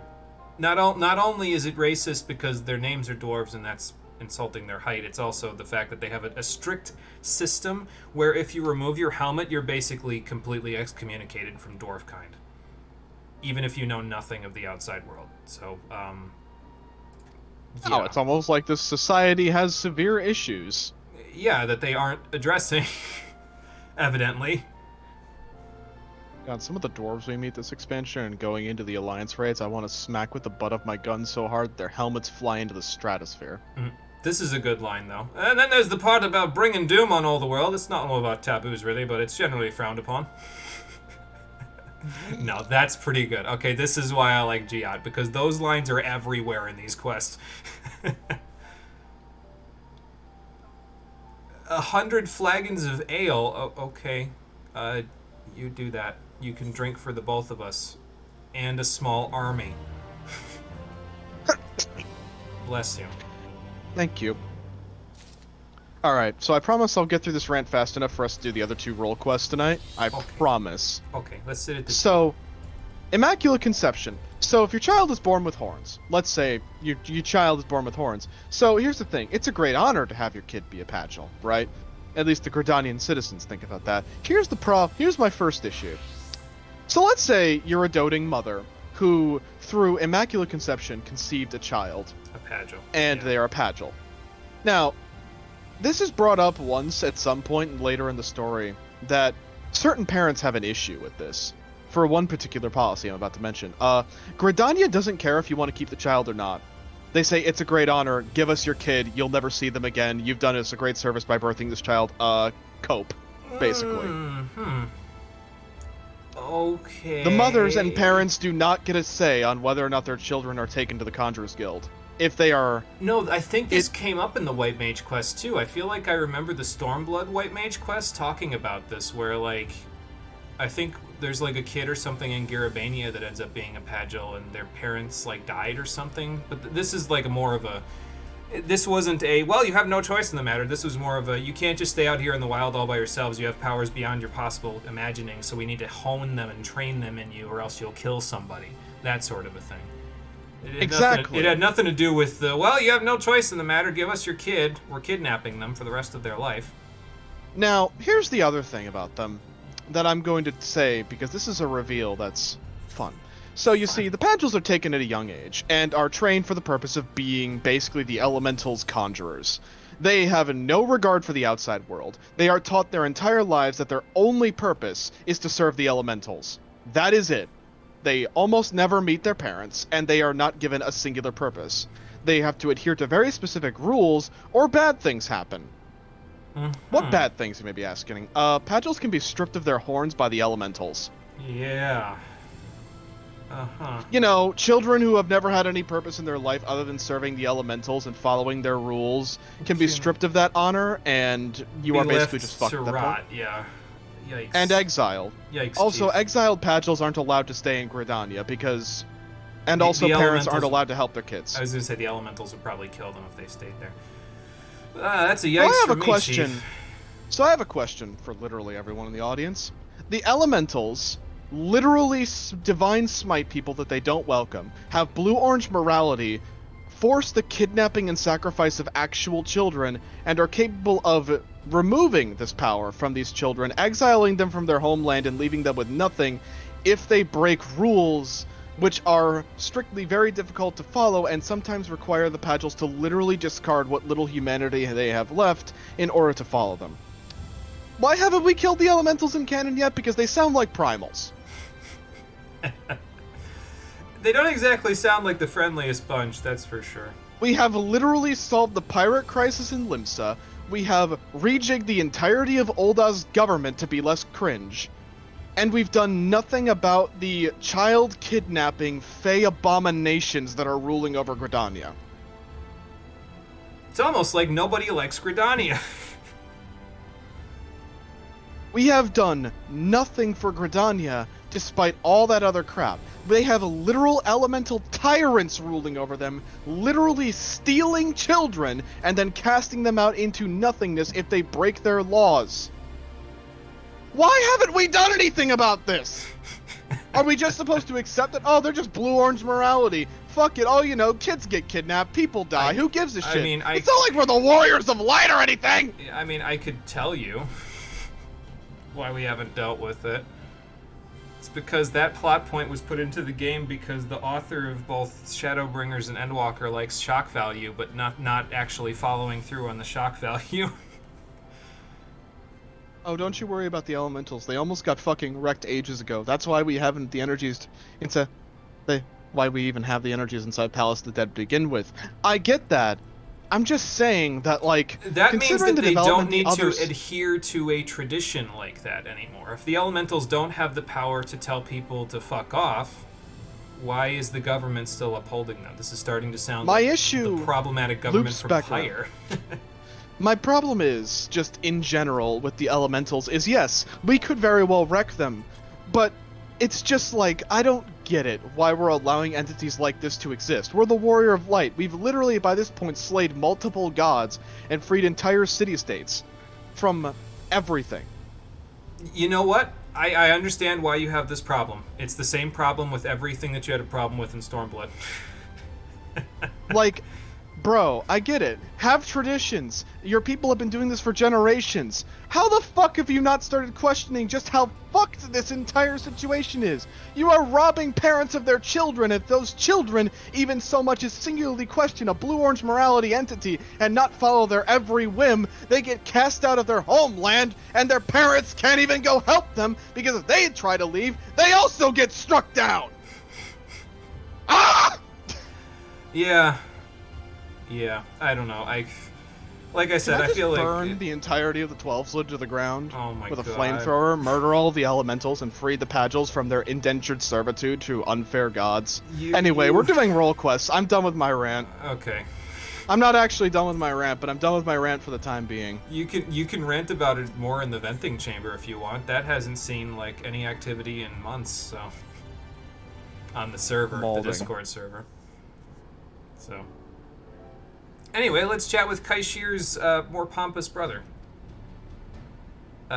Who would I happen to be? Have I made a name for myself here? Because if I have, I'm going to have to change my identity.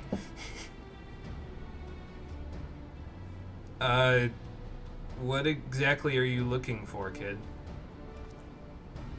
You're a bounty hunt with that uniform. You're gonna be a bounty. You're gonna get Sin Eater blood all over your coat. I guess it wouldn't stain because it's already white, but oh, have you now? And what concerned you to decide that was a good idea? Uh-huh. Walk away without a word, feign interest. Suppose that I am interested in this mostly because of the betterment of the world. Why would I want to be dragging you along with me, kid? That was a pretty good feigning interest there. I was very enthusiastic with that fist pump. I don't know that that's strictly necessary. I'd rather the planet just not explode from Sin Eater overload. Oh good, another test. Murray, when you actually finish the Endwalker Healer role quest, you will understand why this rant in particular came up, involving this traditional BS and us not doing anything about the elementals, which are a problem. So, wait, hang on then. I have another question, extrapolating from that. They base an entire role quest around something you'd have no knowledge of unless you did the White Mage quests? Oh, they explained it in great detail in the role quest. Sure, but that's just mansplaining. It's also the healer role quest, so. But that's just mansplaining at that point. You're only Actually, explaining no, it's the it. tank one. It's that doesn't even make any sense. It's What? because you already have healers. Okay, I don't think I'm gonna understand. Hop in, we're going for a ride. Malding.mov. Oh, I'm gonna switch over to Miner, by the way, so you might want to switch over to a Gatherer just to make this little journey a little quicker. So that nothing sees you on the way. And nothing will see you at this point, because we're not gonna pass by anything that's level 80. So that's good. Oh yeah, so remember the thing you just did with Granson and then did again with Giat? You get to do it again! These role quests don't get off to a good start, do they? They're very, very samey to start with. But that's because I'm doing all of the level 70 ones at the same time, so they're all going to kind of be this.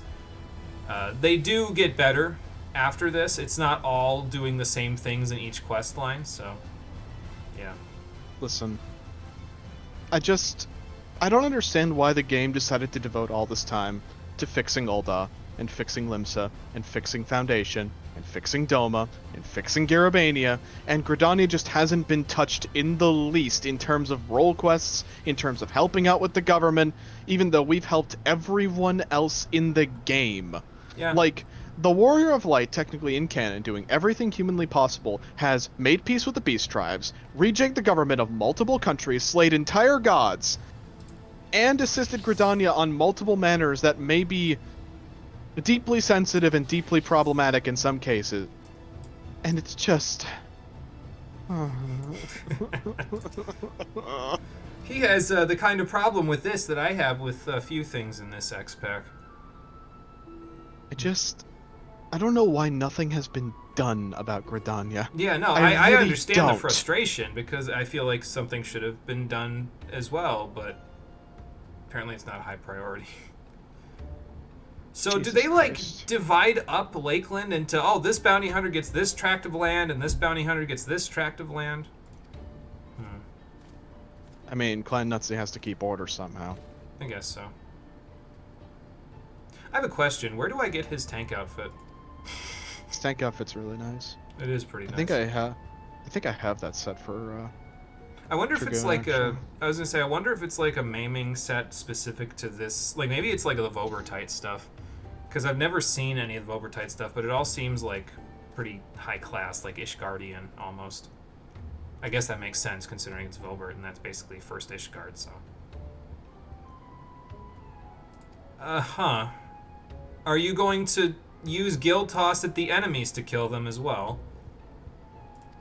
Alright. Fair enough. So, are you just the financial backing of this whole thing? Because if you are, then why not just, like, stay in the Crystarium where it's safe?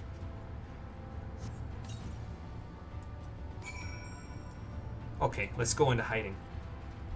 I wonder if I should do this first. There we go. I'll let you do the interaction while I wait out my futon window. I see him!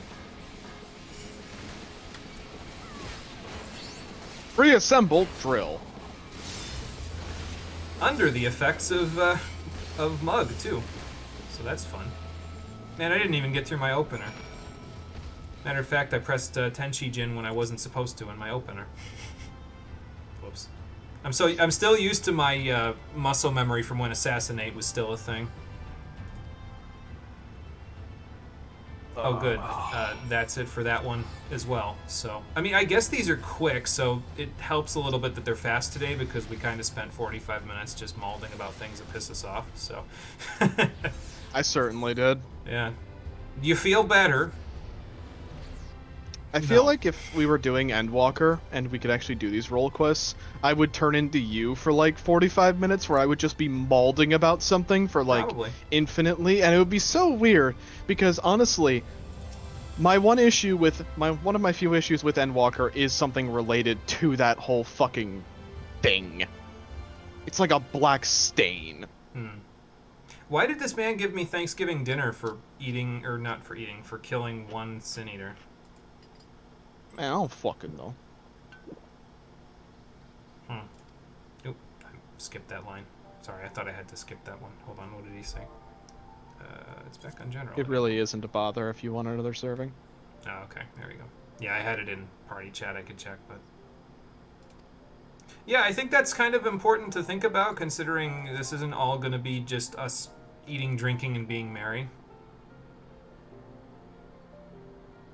So this is actually Renda Ray. Okay, the resident bard of Ardbert's group.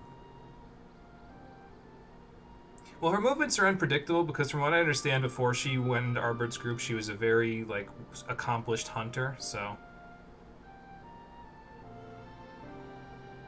Yeah, that could be a bit of a problem, I see. So not only is Lamet bringing some Sin Eaters back to life with resurrective magics, now Renda Ray is also doing crazy shit, so... So she was a warrior of light then, if she's under the guise of Renda Ray. It's just feign ignorance, like I feigned interest earlier.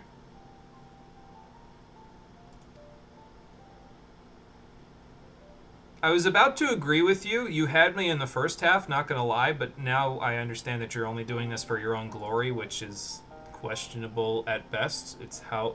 See, the fact that I'm here is probably the only reason you're gonna survive and not end up like dozens and dozens of other amateur hunters who end up 6 feet under because of these people, or worse. But we would be doing folks a favor by killing one, so I'm down with it. Sure. I hope I live to regret this. No, I'll do it. You'll be nice.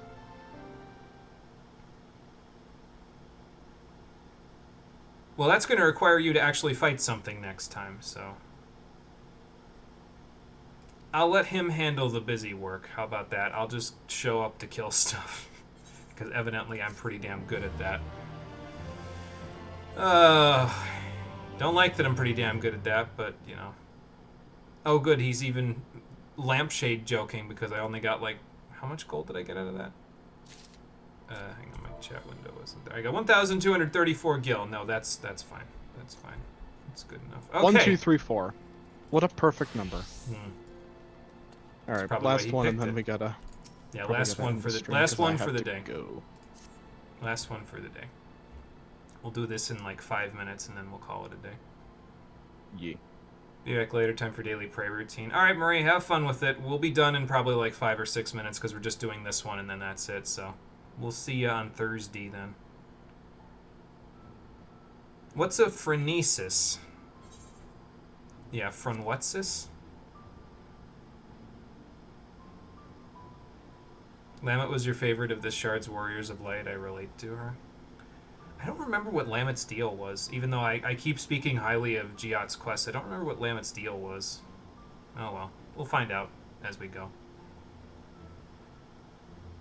Well, I'm not much of a sinner, to be fair. Actually, that's not true. I'm a very deadly sinner. I have words about that, but we'll talk about that later. Yeah, so this was the resident black mage of the group.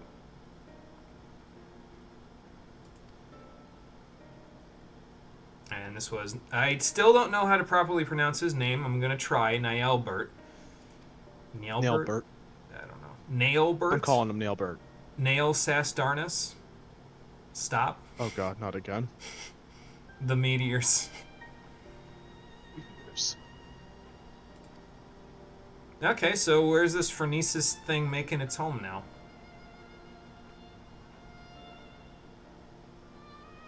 Oh, so you can't kill it by yourself. Fair enough. You're not exactly a magic man, so, like, what's the deal here? I do find it quite odd that there are 2 NPCs in here that are both archers for 2 separate role quests. Well, actually, they talk about that in a little bit. He's one of the NPCs for this quest, but he's not the only one. Interesting. He's also unique because he actually has you going to Amarang instead of going out to Lakeland for the 4th time. Good! Something new to do! My brain!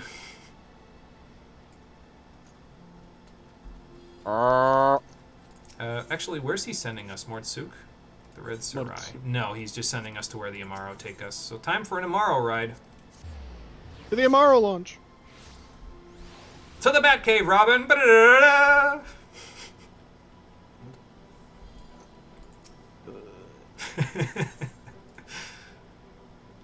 I don't think Rory would appreciate me calling her Robin to my Batman. Racist because I'm small and Robins are small. No. No. I am not like the people of this world. Oh look, you know how to ethereal manipulation. Oh, okay, cool. It's the same type of quest. You basically just go kill a Sin Eater and he's like, oh cool, you're the real deal. But still, it's it takes you someplace else. It takes you to lo-fi beats, so that's fun. Ah yes, lo-fi beats to slaughter horrible abominations from beyond the veil of time and space. Yeah, I was gonna say, now it's lo-fi beats to slay Sin Eaters with. How the hell are we gonna get through this pattern of people? Okay, the Gigantender's moving. I just want one of these armadillo to move. And then I'll feel more... Okay, well, you threaded the needle, so that's good. Fucking just walk past them. I'm gonna like kind of bear wide here because I don't want the Gigantender to see me when he inevitably turns around. Just walk past them. Just leave. Just skedaddle. All right, let's see how much my my Ockmorns hit for. We already know, but we'll see it again. Oh wow, we hit that at the same. We hit that at the same frame. Damn. That's funny. Okay, I'll try not to murder it too fast so you can actually get off a Fire 3. No guarantees, though.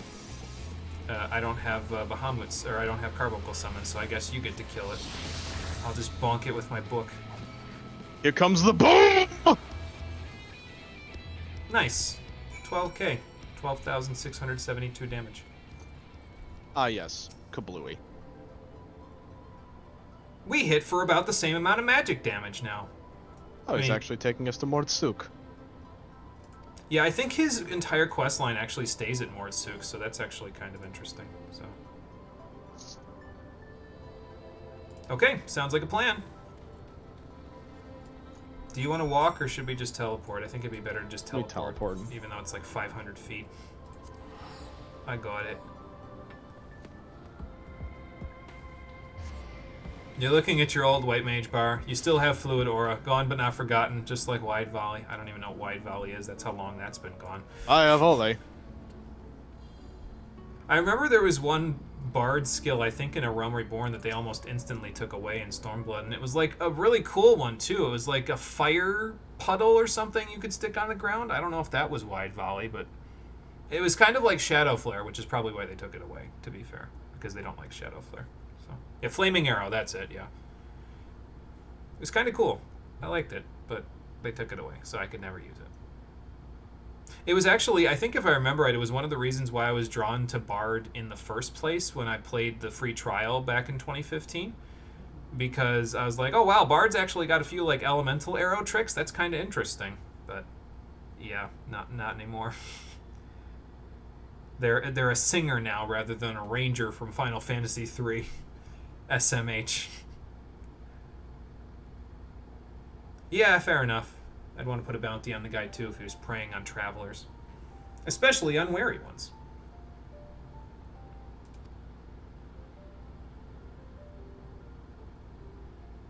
So this thing can summon the void, kind of. That's an interesting skill for something entirely composed of light to be able to do, but then again, Nialbert was kind of interesting. The Hollows! Rumor has it, if you touch it, all of a sudden the dark sign will sprout on your back and you'll have to go to Dark Souls land in order to fix it. Get yourself killed. Yeah, that. So, you're saying that he sent them to the void? Wow, that sucks. Those people are dead. Even what we now know about the void, super dead. Yeah. Well, unless they met up with, like, self-actualized ones, but if they met up with self-actualized ones, they wouldn't really be in the void anymore because they'd want to seek out other self-actualized void sense so they wouldn't just be shunned for being themselves, you know? So. Yeah, Flaming Arrow was removed alongside Shadow Flare and my fucking poisons! Yeah, I know. I would say sorry, but Square Enix is not sorry about it. Okay, so summoning black holes could be a very bad thing here, yes. I could see all of these things turning into catastrophic problems. So much so that it makes me wonder why they're side quests.